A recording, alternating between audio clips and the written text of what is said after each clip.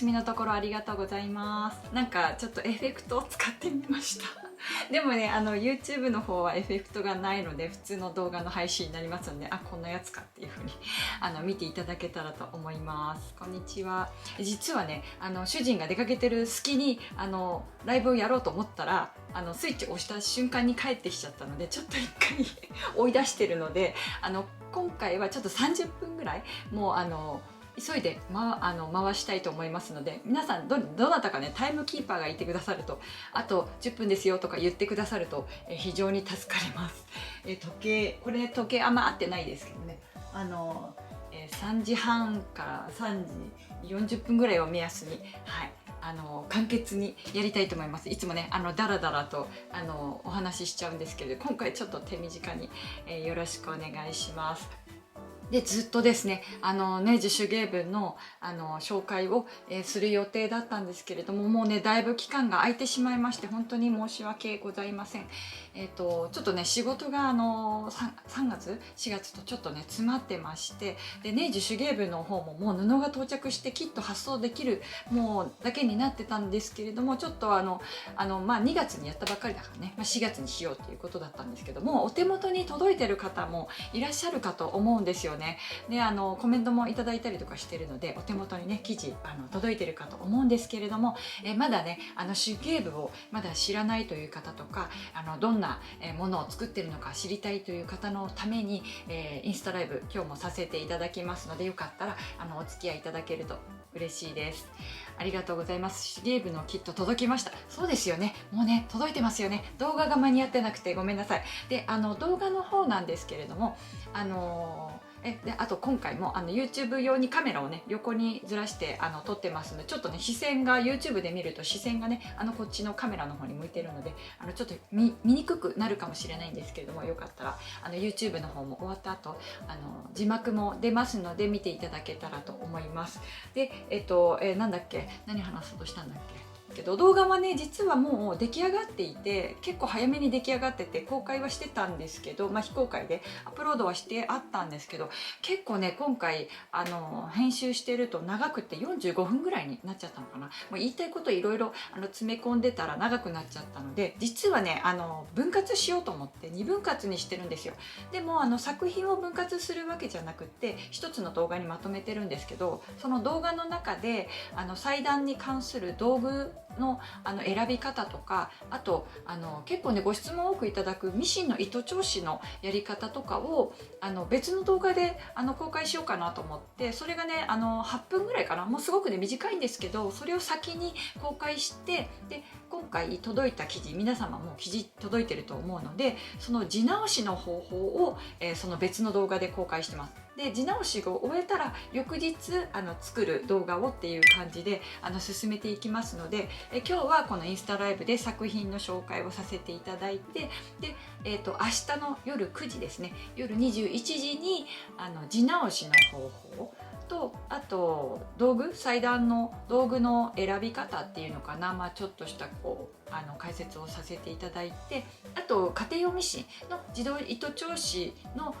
この理解をしてもらうための動画として紹介しています。で後半にはですね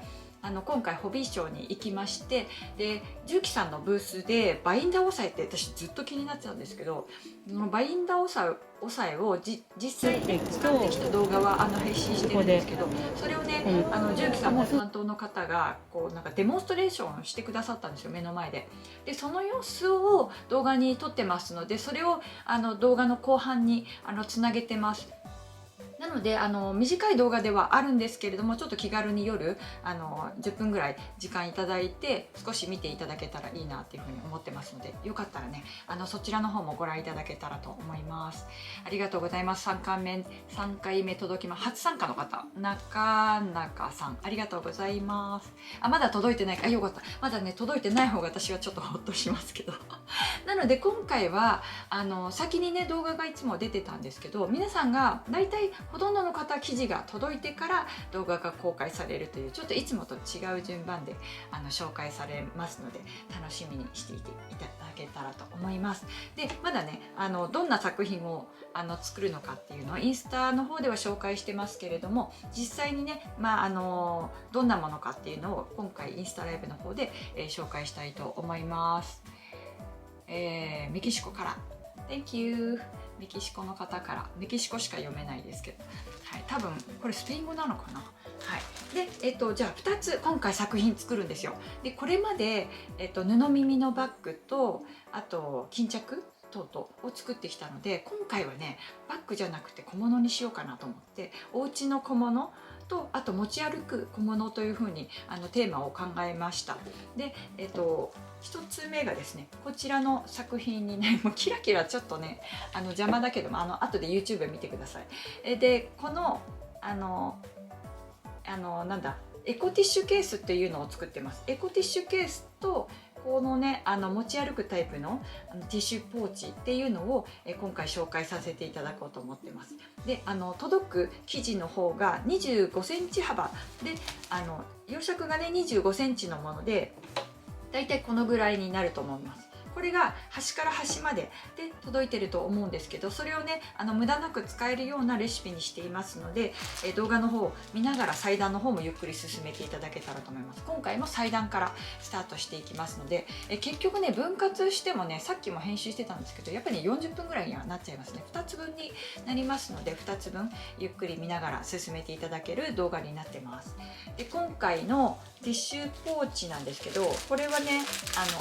よくもう今は箱じゃなくてこういうビニールのタイプのものが多いかなっていうふうに思うんですよ。でこれに合わせて作ってみました。で、このね作品の提案は友達とちょうどね都内にランチに出かけた時にこういうのあったらいいんじゃないっていうふうに言われて、そうかと思って早速で作ってみたらぴったりねこのレシピちょうど使い切れたんですよ。こんな感じで。で使い切った上でさらに余るところをうまい具合にこのね半分で残るようにしてみたんです。なので今回は実はね課題付きっていうか宿題があります。でこの残った部分で例えばコースターをこういうふうにねもうね布合わせがしたような状態になってますので、これとかをこういうふうにちょっと分量を変えてこんな感じにしたりしてコースター作ったりするのもいいんじゃないかなっていうふうに思ってます。あとはもうすでに公開してるマロンコースターかマロンコースターとかもあるので、そういうのをね参考にしながら作っていただくのもいいかなと思って、これはね皆様の宿題として残しました。で実は今回ちょっと手芸部は2月に第2回をやりましたよね。9月にやって2月にやってで3回目が4月ってもう2ヶ月しか空けてない状態なので、結構まだね忙しい方はきっとね追いつかないよっていう方がいらっしゃると思うんですけれども、ですでにお手紙届いてる方はご存知だと思うんですけれども、この次はですねもうね布もね届いてるのでキットも作るのもすごく楽々だとは思うんですが、レシピの方はですねもうちょっと先になる予定で、またね10月とか9月とかだいぶね空くんですよ。なのでそんなになんかコンスタントに届いちゃうと間に合わないっていう風に不安にならないで大丈夫かなっていう風に思ってます。なのでそれまでの間に作っていただいて、こちらもなんか皆様の楽しみに使っていただけたらと思います。なんかこれうまくやればちょっとミニ財布とかなんか一部のパーツとして使うっていうこともできるかなって思って、全部本当は使って何か作ろうと思ったんですけど、あえてねこう残した方が皆様のアイデアが膨らむかななんてね思っています。はい、なのでこれ残してみました。でこんな感じでこのデザインもですね布耳の方も私の方でデザインさせていただいたものなんですよ。でここアドレスが入ってる布耳ってよくあるじゃないですか。でそのアドレスはこのネージュのインスタのアドレスにしています。で皆さんのところがどこが入るのかはわからないんですよ。25センチなんですけど絶対にでもね一部は入るようになってます。無地のところも一部はあるんですけれども、一応40センチぐらい布耳のデザイン考えたのでだいたいちょっとずつでも入るようにはなってますのでご安心ください。でこう裏面どうなってるのってなると、裏面がねこういう風にハーフになってるんですよ。生地が足らないからここで継ぎ合わせをしています。こういう作り方で、このループもねつなげちゃえばよかったんだけど、あえてここで縛れるように、もうギリギリなんですけど縛れるようにしてみたり、袋閉じの方法を紹介してみたり、あとね最後ここね揺らぎステッチって第1回目でやったじゃないですか。その揺らぎステッチの方法も、やっています。宿題ドキドキ、ぜひぜひぜひ楽しみながらやってみてくださいね。なんでハッシュタグつけると皆さんがねやったものとかが出てくると思うんで、それ参考にされてもいいと思いますよ。なんか考えるのがワクワクしますよね。これすっごい可愛い。本当になんか、ありがたい、皆様の手に渡ったことが私はとっても幸せです。はい、でティッシュポーチはこんな感じで、もう一つはこの携帯できるポーチはポケットティッシュが入るようになってます。普通のね、最近ねもうコロナも明けてもうどんどん配ってますよね。いっぱいもらってるんですけど、これがぴったり入るようになっています。で内側のジグザグミシンとかもやらないでもう切りっぱなしで仕上げました。特にね内側に入っちゃえばあんまり気にならないかなって思って、であとプラスされるのがここのポケット、ここは底がつながらないように工夫をしています、レシピの方でね。はい、ぜひ可愛いから申し込もうかな。可愛いから申し込んでください。作るのはご自身になっちゃいますけど、生地はねとっても可愛いですよ。おすすめです。これねデッドストックの生地をフランスの飲みの市で購入してきて、そのデザインからオリジナル布としてまたアレンジしてこの生地にしてますので、もうここでしか買えない生地にはなってますので、でたくさんあっても使い切れないっていう方はキットとか25センチなんてねなかなかお店で買えないですからね、ちょっとだけ買って何か違うものを作ってもいいと思いますよ。で9月のキットの方は、何センチになるんだろうな、30センチとかにまたなるのかな、ちょっと金額が上がるみたいですけどね、なんかそういう風にやってみて、でまたねこの余り布で持ち手をつけてみたりとか、こういうちょっと遊び心もあります。これね意外といいですよ。なんかバッグから出す時にすごく便利と思って結構好き、こういうの。で、それのねこのティッシュポーチの原点になったのがこちらになるんですよ。これと比較するとねだいぶ大きさが違うのがわかるかなと思うんですが、こんな感じで、これがエコティッシュで、これはボックスティッシュケースで、これをね作る時もすごく実は迷って、これ掲載作品なんですけど、もうね箱ティッシュって使わないんだけど、でもあえて箱ティッシュとしてレシピを紹介したんですよ。でその時迷ってたのがこのエコティッシュにするかっていうね、小さいサイズにするかで迷ってたので、なんか今回いい機会になったなっていうふうに思ってます。でこのティッシュケースが掲載されてるのがこちらの本になります。このね布小物辞典っていう本なんですけれども、バッグの本と小物辞典っていうのが両方あって、こちらの方のレシピから、公開をしています。なので作り方もねこういう風に出てますからね、これも大きいサイズ作りたい方はそちらを参考にされてもいいと思います。こういう風に、ね、なってます。で、作り方はちょっと変わってるので、こちらは表こうなんだけど裏はこういう風に、生地の分量もあるのでちょっと剥ぎ合わせをしています。ちょっとずつ作り方が違いますけど、見た目はね同じようにしてみました。そう、つながってるかと思いますよね。そうなんですよ、そうなんですよ。でもね実はつながってないんですよ。でつながってるものを作りたくっても生地の容弱が25とかだとぐるっと回せないんですよね。なんかちょっとおしゃれにやりたくってこういう風にしてます。ではそのおかげでこういう風にね残ったので、ちょっと面白い生地の取り方してますので、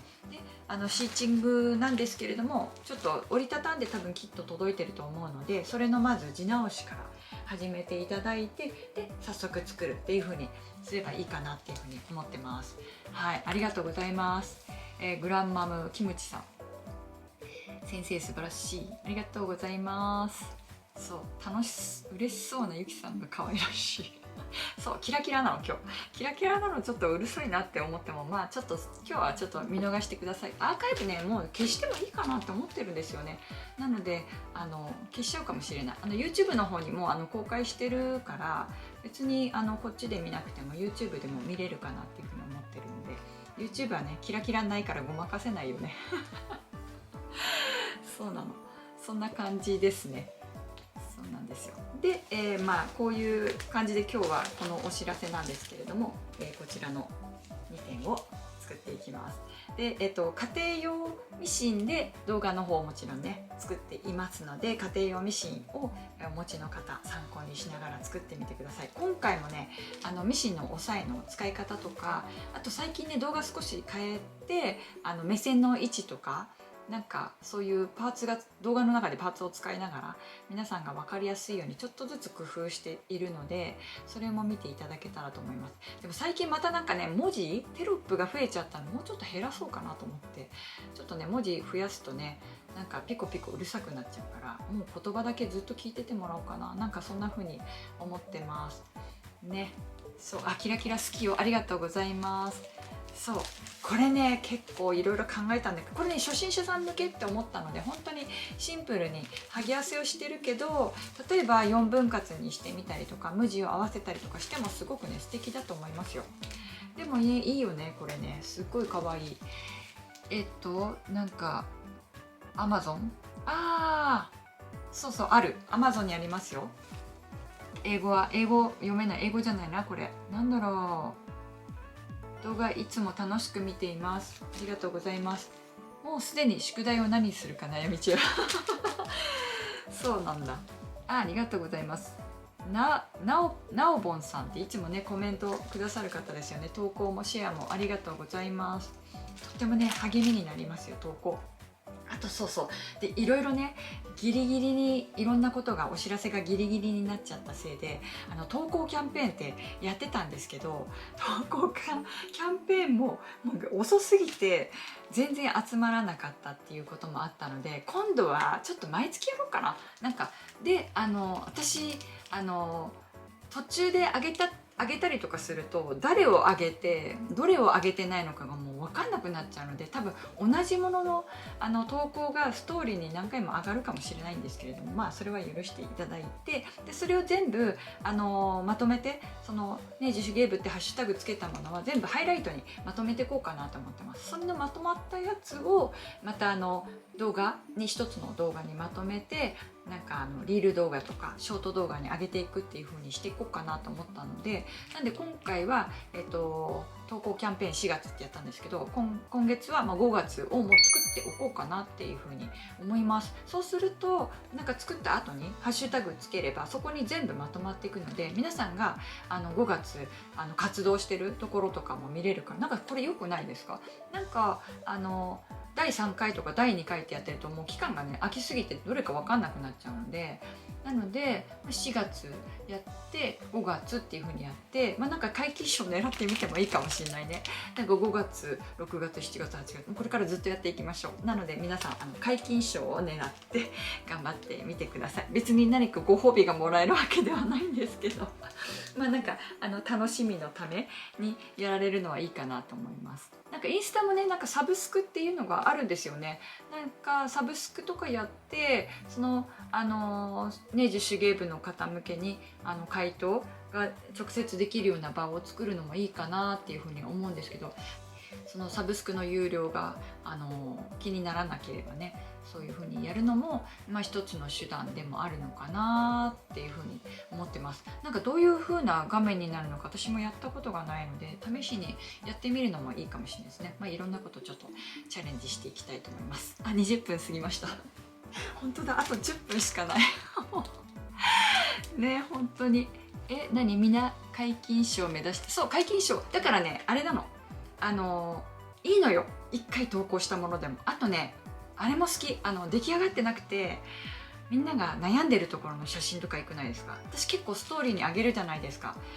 あれって結構客観的に自分の制作中の様子を見れるんですよ。そうすると一回冷静になれるんですよ。作ってると結構まっすぐにこうやって集中しちゃうじゃないですか。それをちょっと一回手を止めてスマホを撮るっていうそのワンアクションをやるだけで脳がねちょっと切り替わるって私は思ってます。そうなのでちょっとそういう風に使ってみるのもいいかと思うので、5月になっても前回あげたやつあげてもいいですよ。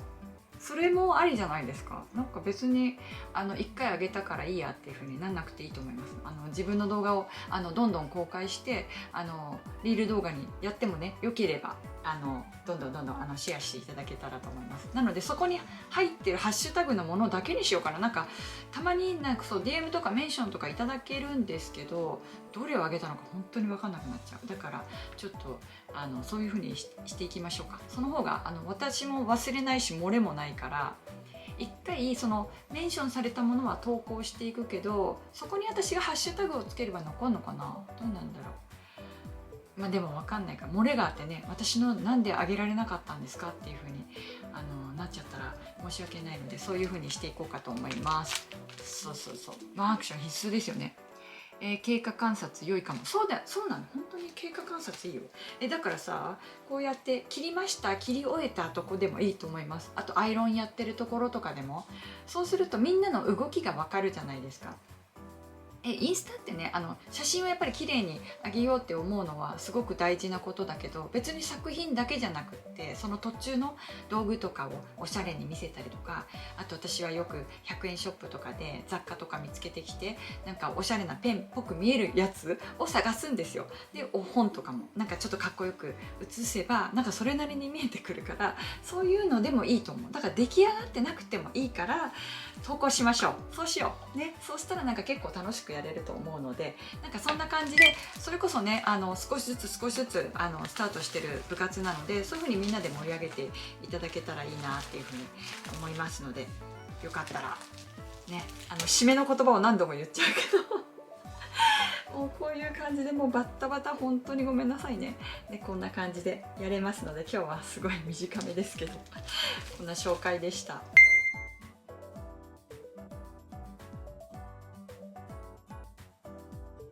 で実は私ね、来週からまた旅に出るんですよ。で旅に出るための準備も今全然できてなくて、本当に忙しすぎてね、未だかつてない忙しさで、でも2月に一応は全部のプランを考えてたので、なんとかなるだろうと思ってまた勢いで行っちゃうんですけどでね、今回さっきもねちょっと動画を撮ってました。お知らせ動画は上げる予定です。ちょっと動画がね旅動画に切り替わってしまうので、 YouTube の方でねしまうので、ちょっと旅動画になりますよっていうお知らせ動画を撮ってますので、それをまた公開したらちょっと旅をね行きながら今回編集しようと思ってるんですよ。そう、大忙しなんです。本当にバカでしょ。なんか私いつもそうなんですよ。趣味が忙しいんです本業より趣味が忙しい。1回目を改めて申し込むことはできますか？ 1 回目のキットは多分ね売り切れじゃないかな。完売してると思います。もう生地が完売しちゃってるので、例えば布耳だけは販売されてるんですよ、 MC さんで。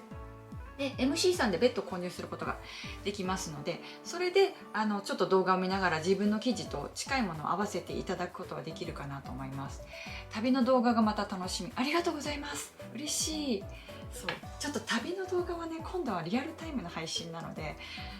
音声はねちょっとマイクつけながらやってみようかなと。もうどうする、この50になってさ、こんな新しいこと始めちゃった。私はこの時代についていけるんだろうかっていうもうなんかもう人生楽しんでいくって感じで、この辺にマイクつけながら動画は撮っていこうかな。なんか自分の姿を撮るか外を撮るかはまだ迷ってるんだけどちょっとボサボサ頭で撮るかもしれない。サングラスとかかけてるかもしれない。サングラスを買いに行かなきゃいけないんだよ。